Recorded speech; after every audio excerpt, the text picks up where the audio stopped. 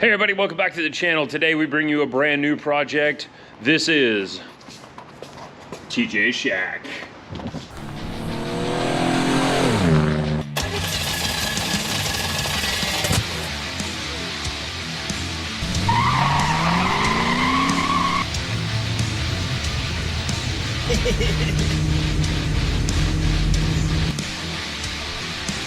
Click that like button and subscribe to the channel.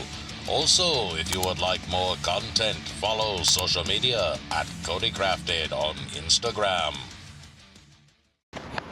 TJ Shack lives out in West Texas, Midwest Texas, and I first saw this rig at Texas Overland Expo in Llano last year in October, and everybody was talking about it. And one of my other Bronco projects, a good buddy of mine, had come by my booth that we were set up. By the way, we'll be at Texas Overland Expo again this year, Texas Fall Expo, link in the description. So we'll be out there. So I had a Bronco come by and everybody was like, oh, did you see the Bronco with the camper? Wait, this Bronco's got a camper? Trevor, this Bronco has a camper. Yes, it does. It has a camper. It has a camper. This Bronco camper has its own website. It is theBroncoCamper.com. And they would love for you to go check out more about the TJ Shack. This thing has got like 50,000 miles on it. They've had it for just a couple of years now and have done some great mods. But you know what it's time for? Yeah, you know what it's time for. That's right. We're not going to make it jump, but we are going to make it bump. So, as stupid as that may have sounded, we got work to do. We're getting initial measurements. Things are rocking and rolling.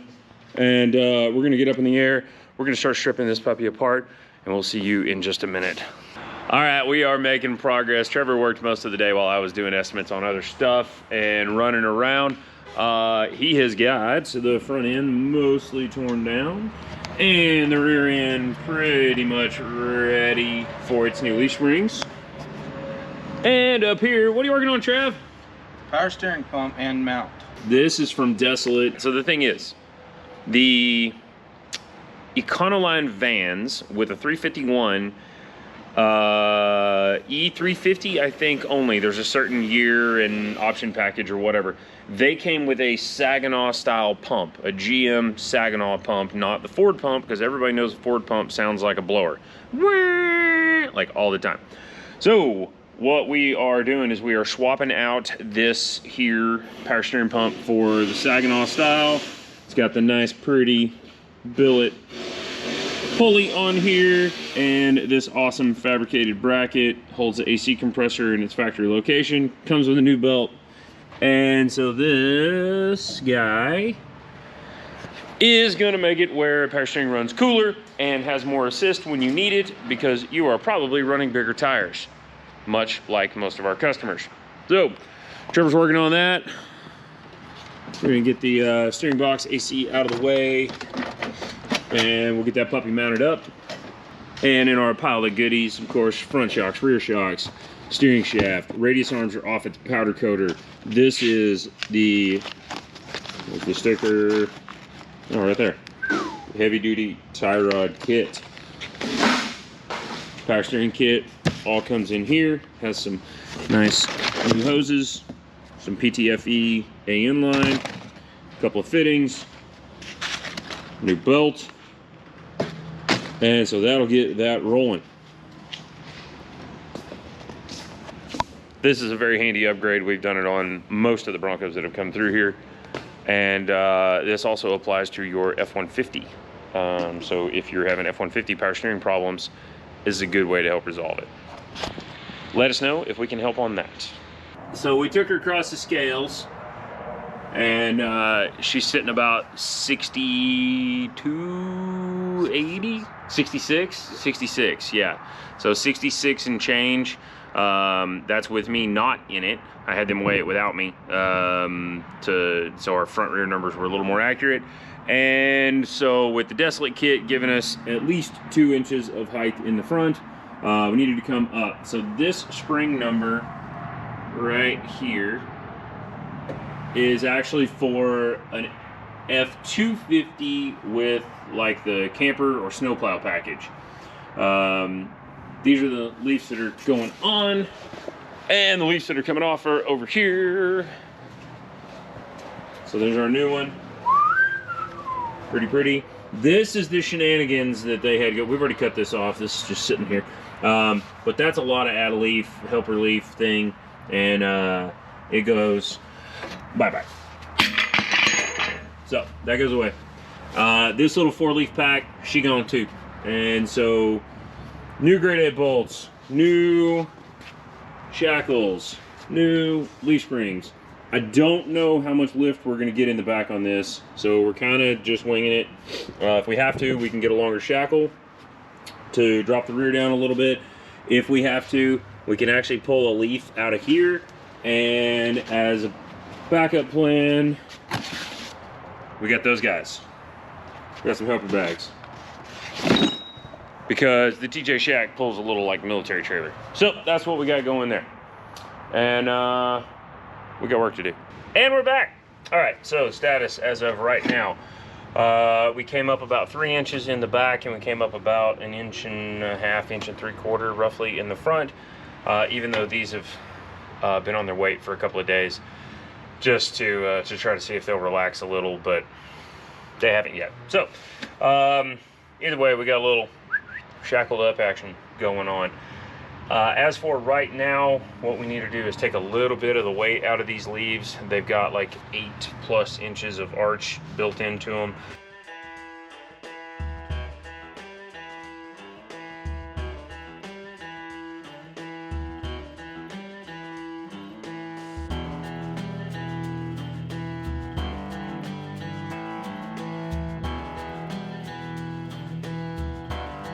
And then I usually prefer to have an assistant. Trevor, get your Jackman on like it's Dale Earnhardt. Go ahead. All right, now we are reusing our U-bolts because we're in mock-up. Don't reuse U-bolts, kiddies. These are like 1/2 inch. I'm gonna have these redone in 5/8, and we'll drill these out and use big boy hardware because this thing's heavy. But first we gotta make sure we get the right length and all that fun jazz. So I'm not gonna waste 5 sets of U-bolts trying to mock up the man's suspension. That is much better. All right, let's grab a tape.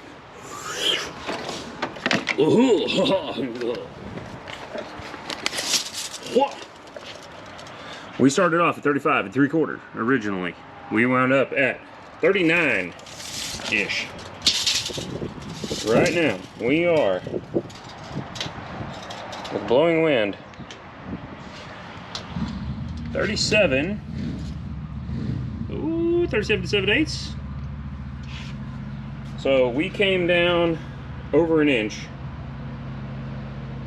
Right at 1 inch. So we're at 30, I'm gonna call it just under 38. And right here, we're at 36.5. Okay, so I was worried 2 leaves might be too much, but it wasn't. All right, as you can see here, we've got our radius arm mount welded onto the beam, and I've got the upper ball joint off. This one's kind of being a bear. One of the tricks you can use is you can tap on it here, and this thing might pop up, but this one's being stubborn because it's old. So one of the tricks I like to use, these original ones, they've got big ledges underneath here, so this tie rod popper does a good job. So you just kind of grab it like this, snug that up. All right, so a little pressure, and then you take the hammer, give it a little, like that.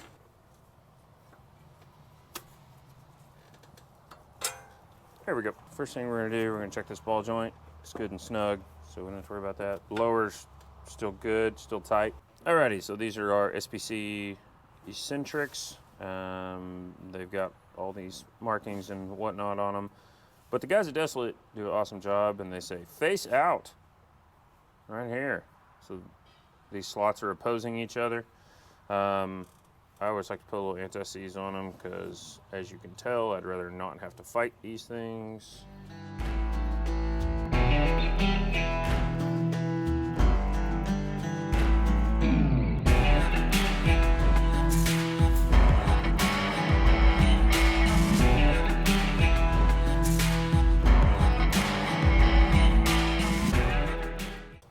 All right, so we can get that snug down. These are handier in the pocket on a shirt. Channel lock, thin profile crescent wrenches. We'll put a link in the description. Big fan of these. There's a 6-inch and an 8-inch. I have both.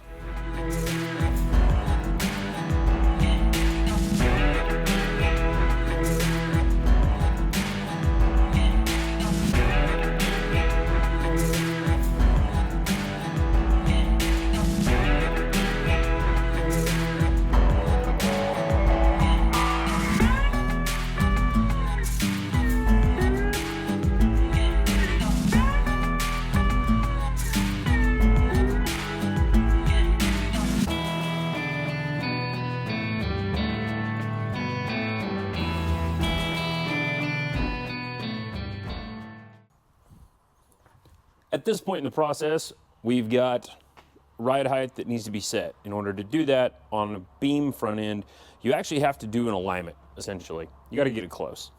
And so the trick at this point is we've got our new power steering pump system with our Saginaw pump, and we need to bleed the fluid so that we don't have a bunch of air pockets, because we need to drive the TJ Shack and move it back and forth. So at this point, Trevor is in the driver's seat here. Trevor, are you ready? I'm ready. Excellent, that's fantastic. All right, so the first thing we're gonna do is we're gonna put fluid in the reservoir. I've already done that. You don't wanna fill it all the way. You wanna leave some air gap at the top. You are going to turn it all the way from lock to lock by hand without running the engine. And what that's gonna do is that's gonna start pumping the air out of the system. So you're gonna start at about a turn one direction and then a turn in the other direction. You're gonna do that 3 or 4 times, and then you're gonna go lock to lock, okay? So go ahead.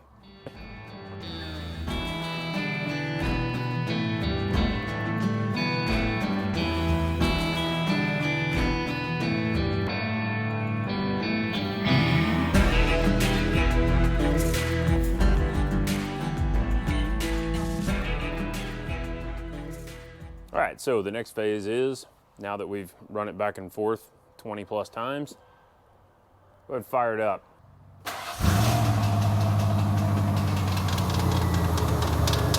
Kill it.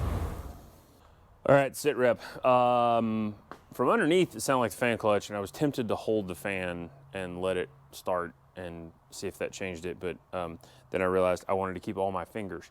So instead, we yanked the belt off. And Trevor, go ahead, fire it up.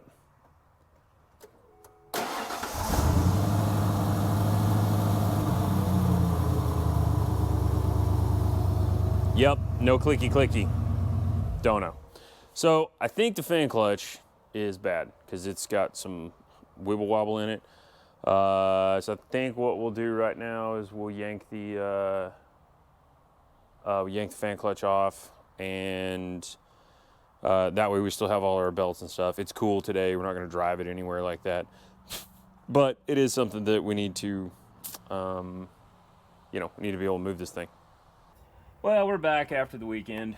The way we've got things set up right now, our bags are installed. We added a 2-inch spacer, and that is because we're at the limit of our suspension travel. In order to get everything set up with our arrangement that we've got with the shocks at full droop and the rear end at full droop, we can pretty much just take this guy and plug it in where we need it to be. That'll give us our droop stop.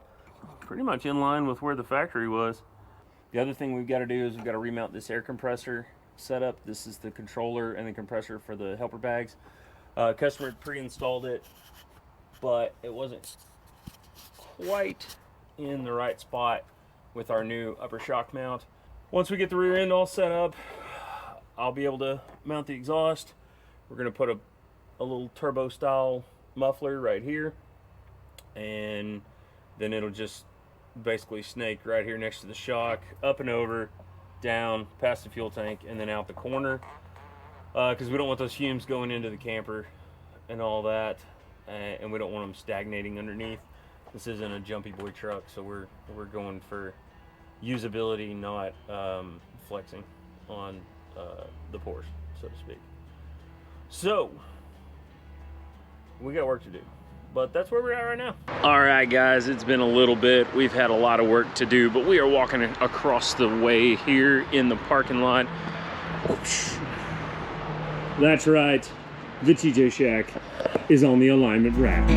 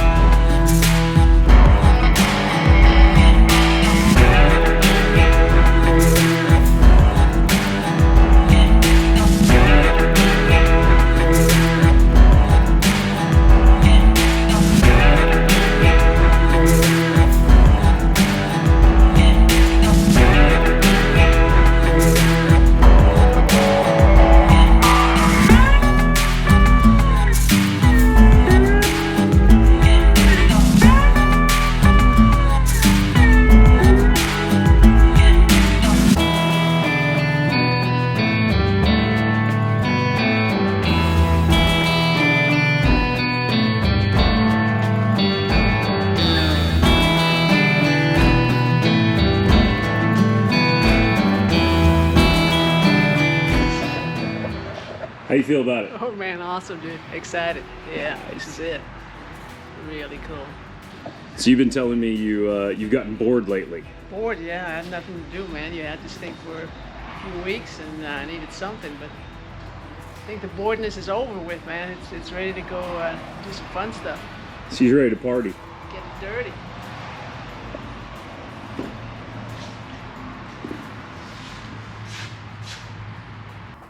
The Bronco camper, as you can tell, we have done our Desolate Stage 1.5 with a few different modifications to the standard setup due to the uniqueness of this particular apparatus. We did go back and add the Adco front sway bar. We've got a little bit of different alignment setup than what we've done on some of the others, but as far as all the hard parts, our Desolate kit, proven performance, and Bilstein shocks, and it always rides great and it always performs like it ought to. Moving back from there, in the rear, we got a set of F250 new leaf springs, and those are for like a 96 F250 with a snowplow package. You can see the part number on the tag there. That wound up, because of the helper bag system, in order to be able to actually utilize the adjustability of the helper bag, we removed the third and fifth leafs out of that pack in order to actually drop the ride height, and then that way we can actually utilize the helper bag, because the helper bag does have to maintain a minimum pressure. On that subject, Airlift 5000 Ultimate helper bags with bump stops inside, and those are controlled by the Airlift dual path wireless controller. Really cool system. On the rear suspension package wrap up, we've also got an Adco heavy duty sway bar in the back to keep this thing from rocking and rolling too much. And we did upgrade to the Desolate rear upper shock mount, because we needed to get those lower shock mounts rotated up for a little extra ground clearance underneath, and to also relocate and act as a droop stop so that we don't rip our bags apart.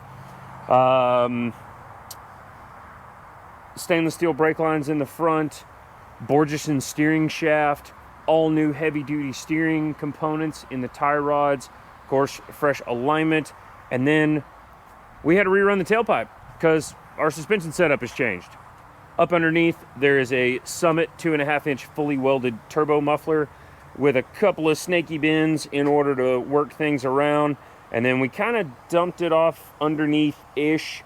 Our client has told us they're not going to spend a lot of time idling because this is a road tripping vehicle, so it's not just going to sit there. It does have a heater and such inside, so it's not like they got to sit there and leave the heat on.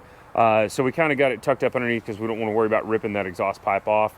And also, it kind of just looks cooler without it hanging out. But we don't want it up underneath where it's going to resonate and ring. That Summit 2.5-inch turbo muffler, we're big fans of those. The 3-inch to 2.5, whatever the case may be.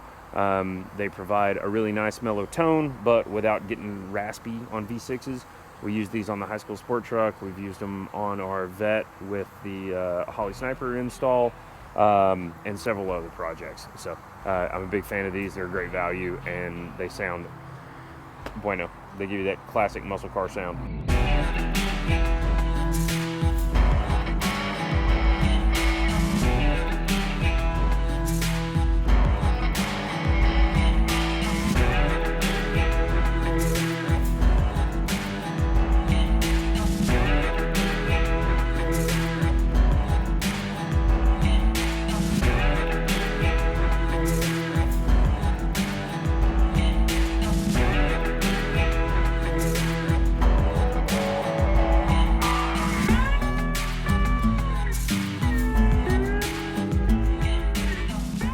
All right, that's it for the Bronco Camper. You can check it out at The Bronco Camper on Instagram and thebroncocamper.com. Thank you so much to our customer for providing us this opportunity. Be sure to get on their website, check out how badass it is all throughout, and how much more badass it has become. We want to thank you for joining us for watching these videos. Be sure to like, subscribe, smash the bell, share with your friends, check us out on social media. We'll see you on the next one. And if you really like what we do, consider checking us out on Patreon. You don't like that? We don't have a Patreon. There's nothing on it. Why are we trying to get people to go there?